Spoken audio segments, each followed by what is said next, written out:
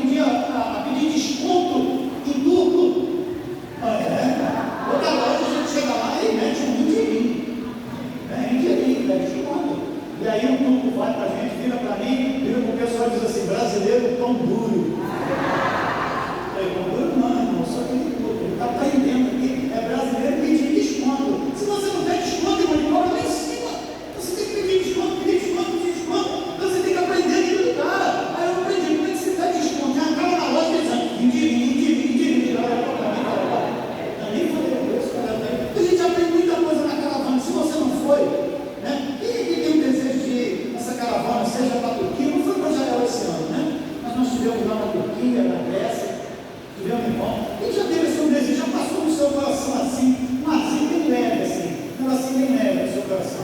Passou no seu coração? Eu tenho que te dizer uma coisa. Se não passou, irmão, tudo bem? Eu tenho que te dizer uma coisa. O querer e o efetuar vem de quem? Ele que gera o querer. E o efetuar também é ele. Então, só em ter esse algo gerando no seu coração, eu vou parar aquele remédio. Graça e paz, irmãos. É uma alegria imensa estar aqui com os irmãos que me deram, meu lindo filho, minha linda nora, esse privilégio de estarmos aqui em comunhão com os irmãos. Muito feliz. E saudado, né? Eu tenho que trabalhar. Então, vou estar recitando uma poesia, que é o meu dom que Deus me deu, que se chama Bem-aventurado sois vós. Essa poesia, ela é de Mirtes Matias, que eu estarei recitando para a glória de Deus. Só ele, né? Séculos passam, reinos se erguem e caem, gerações surgem e desaparecem, e a mesa do banquete sempre posta à espera dos convidados, que se escusam, presos ao comodismo, ao desejo de enriquecer, ao amor que acabará um dia. Séculos passam e o grande Senhor da seara, ordenando aos servos, sair pelos vales, pelos caminhos, para que a minha casa se encha. E os servos, comprados para obedecer, por uma tarefa humilde, sem nome, sem remuneração, sem lugar de destaque, sem luxo, sem fama, saem pelas ruas, pelos vales, pelos atalhos, em busca dos cegos e dos aleijados, para que a sala do banquete se encha. Talvez seus nomes nunca sejam escritos, nem seus feitos não constem nos anais.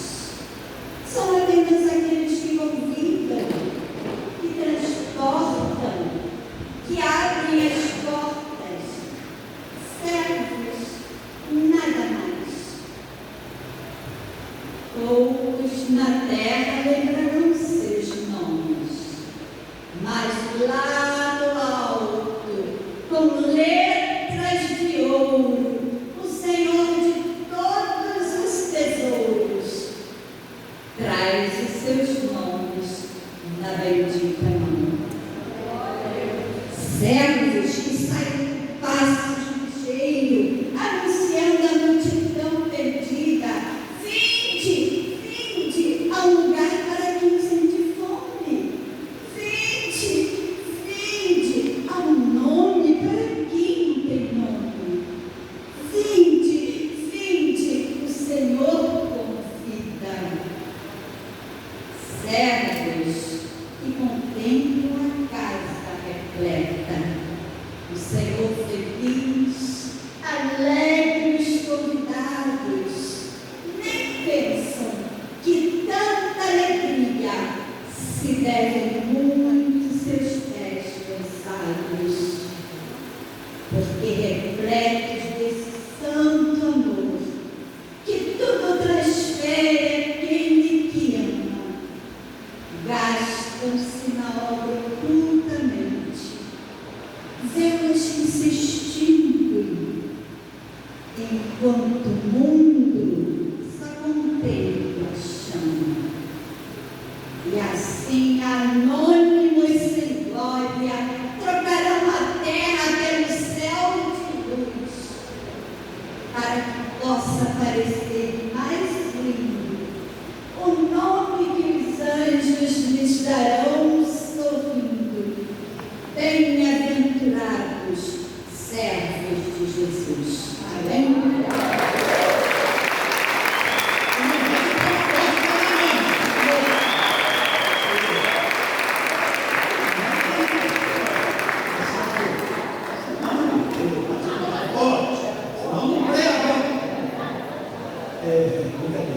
Irmãos, o que acontece? Eu quero compartilhar com você essa visão e esse entendimento que até a poesia, eu nem sabia que era essa poesia que ela ia falar, tem tudo a ver, porque Deus não faz algo assim solto, Deus ele prepara e a gente não sabe, a gente apenas segue e obedece. Então eu tenho uma palavra que é aquela que você já conhece, você que é crente, você que está na igreja, né, e que está ali para ouvir a palavra, está ali para crescer no conhecimento. A Bíblia ela vai falar, e eu quero compartilhar com você sobre a parábola dos talentos. O que é a parábola dos talentos? Eu queria que você lembrasse que quando esse tema ele é apresentado, quando ele está voltando, ele está falando de reino. Ele está falando que a Bíblia ela aponta para a realidade de um reino. Assim como no nosso país, né? A gente tem a oportunidade de ser chamado brasileiro, estamos no Brasil. Nós vivemos lá na Turquia e ainda que estivéssemos ali no meio de um monte de turco, eu não deixei de ser brasileiro. Nós estivemos lá na Grécia, nós estivemos lá na Itália,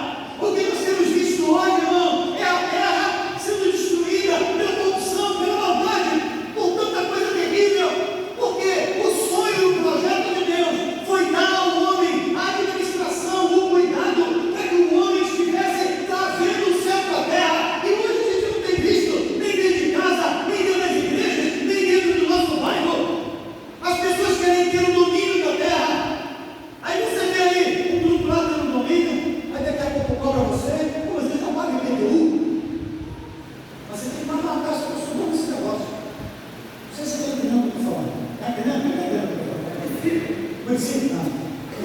Vai lá para Japeri, Campo Grande, Rio de Janeiro, todo assim. São pessoas que querem um domínio sobre a terra, só que a terra não é deles, a roça não é deles, a casa não é deles. Se você vender porcentagem do que você vender, tem que me dar, hein? Porque senão você não vai vender aqui. Está claro para você o que eu estou dizendo? É a cultura. E a Bíblia vai falar que Deus criou o ser humano, colocou o homem e a mulher na terra para serem a extensão do céu. Há um propósito de Deus na sua vida: ser cidadão do céu na terra, trazer o céu para a terra, trazer o reino de Deus. Por isso que a Bíblia fala, Mateus capítulo 6:33, buscar em primeiro lugar o reino de Deus e a sua justiça, e as demais coisas serão acrescentadas. A gente muda, a gente não busca as coisas do reino, porque reino tem a ver não com religião e final de semana, ir para a igreja e cantar. Reino tem a ver com linguagem, tem a ver com vestimenta, tem a ver com negócio, tem a ver com valores, tem a ver com escolhas. Ou seja, se eu faço parte, nós estávamos lá na Grécia, na Turquia, mas eu não deixei de ser brasileiro. Eu não deixei de ser brasileiro, porque eu tenho consciência da minha cidadania. E quando nós cantamos, e quando nós estamos num lugar para ouvir que o rei está voltando, eu preciso parar e dizer: eu sou cidadão do céu aqui na terra. Ou eu estou abrindo mão da minha responsabilidade de viver. Jesus, ele chama: vinde a mim, vós que estáis cansados e sobrecarregados. Então tem um monte de gente cansada aí desse reino de injustiça, de relacionamento, do tipo de vida que eles estão vivendo, porque estão vivendo de acordo com a vida. Só que Jesus não te chamou para você estar final de semana na igreja, ele te chamou para você fazer parte do reino.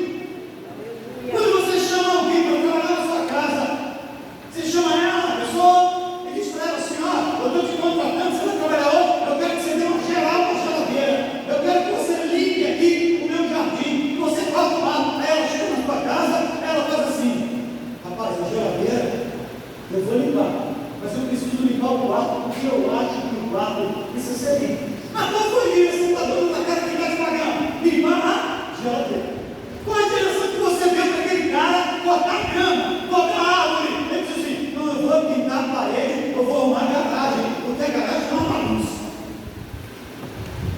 Quando você chega mais tarde, você pergunta: limpou a geladeira? Eu disse: não, eu fiquei limpando o quarto, ou eu fiquei limpando o quarto. Eu fiquei limpando lá o quarto porque eu achei que o quarto estava mais complicado. Não, eu não cortei a grama, nem cortei a árvore, eu fiquei arrumando a garagem. O que você vai dizer para a pessoa? Cara, eu não te contratei para isso, eu não te coloquei para isso. E é isso que o ser humano faz. O ser humano, ele foge do propósito dele. Ele sai do propósito da existência dele. E por isso que um monte de gente está procurando religião. Porque Deus não trouxe religião. Deus enviou Jesus como rei de um reino. Ele me chamou e te chamou para fazer parte do reino de Deus. E hoje, irmão, a religião, ela se tornou uma redução do reino de Deus. Por quê? Porque existem tantas denominações que elas acham que são mais verdadeiras do que as outras. Vem para a minha igreja que é melhor. Como se aquele encontro ali fosse melhor do que o outro. Como se aquele reino pudesse favorecer mais do que o outro. Como se aquele reino tivesse um dono, e o dono nunca foi um pastor de uma igreja. Quem é dono do reino de Deus, do reino dos céus, é Jesus. Por isso que a gente não é convidado apenas para fazer parte de uma religião. Muita gente me convida, vem fazer parte da minha religião, vem fazer parte da minha igreja. Eu sou a igreja. E eu posso, como igreja, me tornar um cidadão dos céus. E para isso eu tenho um propósito. E aí, quem aqui é aluno de Jominético? Tem alguém aqui que é aluno de Jominético? Quem aqui fez seminário lá? Tem, os irmãos estão sempre pensando: o pastor vai falar o texto, vai falar o tempo, vai falar o tempo.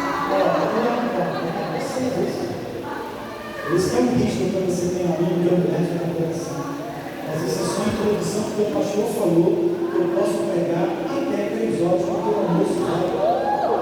Amém? Você faz parte do reino ou do reino desse mundo? Às vezes a gente canta na igreja, mas o nosso linguajar, o nosso negócio, a nossa postura, as nossas são mais parecidas com o reino deste mundo do que o reino de Deus. E você não é chamado para fazer parte apenas de uma igreja de final de semana. Você foi chamado para ser cidadão do céu. Ter um rei, um senhor. E quando eu estava, e nós estávamos em outro país, todas as leis, todos os direitos que nós temos aqui, nós temos lá. A gente não tem a ver com as leis lá. Tivemos uma vez no Egito, irmão. Chegamos lá no Egito, você pastor Marco lembra, os irmãos que já foram na caravana. Chegamos no Egito, irmão, íamos passear e conhecer ali o Rio Nilo. E aí estávamos lá entrando no barco, íamos entrar no barco, né, tinha uma pontezinha assim. Aí nós chegamos lá e já identificamos: caramba, tem um casamento, vamos participar de um casamento aqui no Egito. E aí eu estava lá, né? Estava lá, o noivo lá na frente, aí estava chamando de roupa igualzinho. E a gente chegando com a caravana. O pessoal da caravana, o que é aquilo lá? Todas essas perguntas, né, aqui eu falei: um casamento. Aí o pandeirinho, aí as daminhas, o pandeirinho dançando, né? Nossa, poxa, que legal, né? As daminhas, aí acho que era Guia, eu não lembro quem era a pessoa, disse assim: não, aquela lá são as 4 esposas do noivo. E quem é que estava lá na frente? É a próxima noiva. Aí, irmão, nós tivemos uma irmã na caravana do doutor Magito. Pastor Marco botou a mão na cabeça e caiu no seu irmão. Irmão, aí que a gente estivesse lá no Egito, nós não somos daquela cultura. Nós temos uma cultura, uma linguagem, nós falamos português, nós temos leis, nós temos direito, nós temos benefícios. Ou seja, aonde quer que você ande, na rua da sua cidade, na sua casa, no seu trabalho, você precisa lembrar que o pastor não está presente, os irmãos da igreja não estão presentes. E José, lá no Egito, não precisou de ninguém do lado dele. Daniel não precisou de ninguém do lado dele. Daniel estava lá e houve uma proposta: come aqui a comida do rei. Ele disse: não, eu não vou. Comida também tem a ver com cultura. E ele disse: eu não vou comer as porções do rei. Eu vou comer aquele cumes. Eu caí o não ficou doido. Disse assim: cara, mas eu não posso fazer isso contigo. Você vai emagrecer, você vai me dar problema. Eu disse assim: então faz um teste comigo. Eu não vou abrir mão da minha cultura. Eu não vou me botar. Mas lá no meu trabalho todo mundo mete a mão. Se não meter a mão, como é que vai ser? Irmão, Deus que te provei em todos os momentos da sua vida.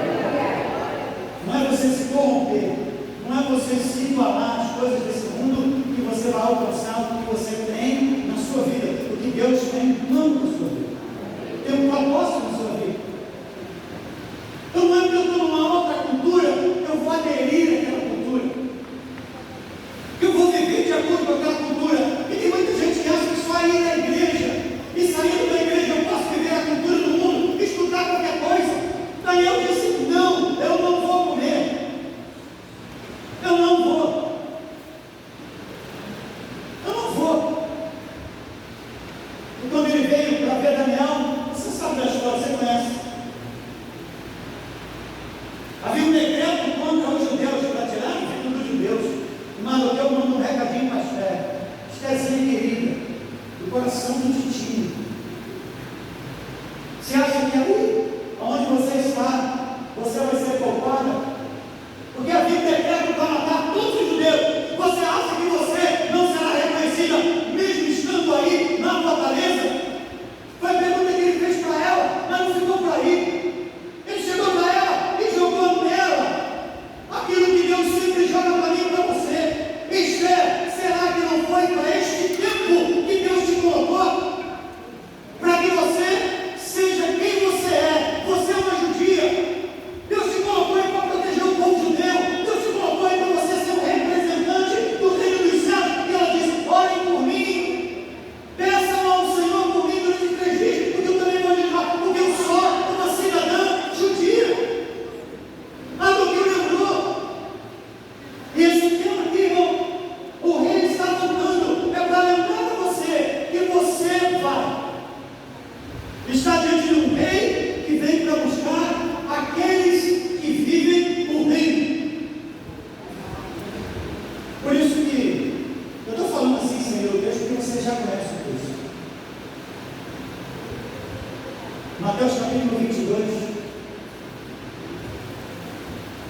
Ele fala a parábola, que é a parábola dos talentos.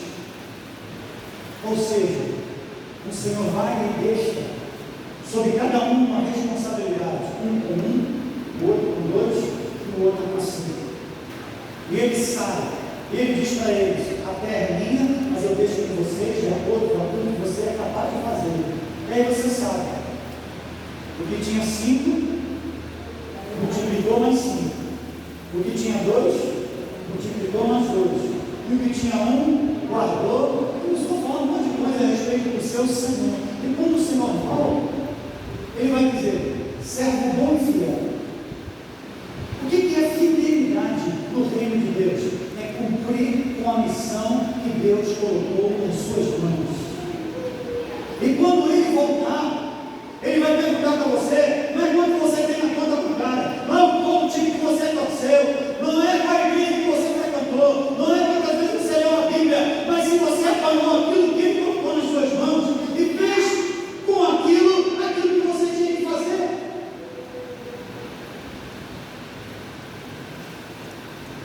Por isso que Mateus capítulo 22, na parábola dos talentos, essa parábola fala sobre o propósito. O que nos impede de viver os nossos propósitos é quando nós vivemos uma vida sem propósito. E Deus ele mostra que o reino dos céus é semelhante a alguém que dá talentos. Ou seja, se eu quero experimentar e ser um cidadão dos céus, eu preciso compreender o propósito na minha existência. Existe um propósito na minha existência que Deus preparou de maneira muito individual e pessoal. E Ele dá para um 5, Ele dá para outro 2, Ele dá para um mais 1. É propósito. Tem pessoas que vivem a vida sem propósito, sem ter um propósito na sua vida. E quando Deus ele coloca um homem na terra, Ele coloca um homem na terra para um propósito: trazer o céu, administrar a terra de acordo com o céu. Aí ele pergunta para você que está aqui nessa manhã: você tem vivido os valores do céu aqui na terra? Você tem tido o linguajar do céu? Você tem comido, tem tido estilo de vida? Em cada país que a gente passou, a gente teve a oportunidade de conhecer a arquitetura jônica, a arquitetura dórica, e aí ele especificando, dizendo: tem uma influência na música, tem uma influência naquela coluna, tem uma influência nessa construção, ou seja, a cultura influencia. O que Deus trouxe para mim e para você não é que você apenas se torne um membro da igreja, mas que você viva o reino de Deus enquanto você está vivo. É tão interessante que esse texto ele vai dizer que aquele homem que recebeu um talento, ele guarda, e o Senhor dele diz para ele o seguinte: por que você não apanhou aquilo que eu te dei e você não entregou na mão do banqueiro? Não é justificativa dizer para Deus que você não sabe como fazer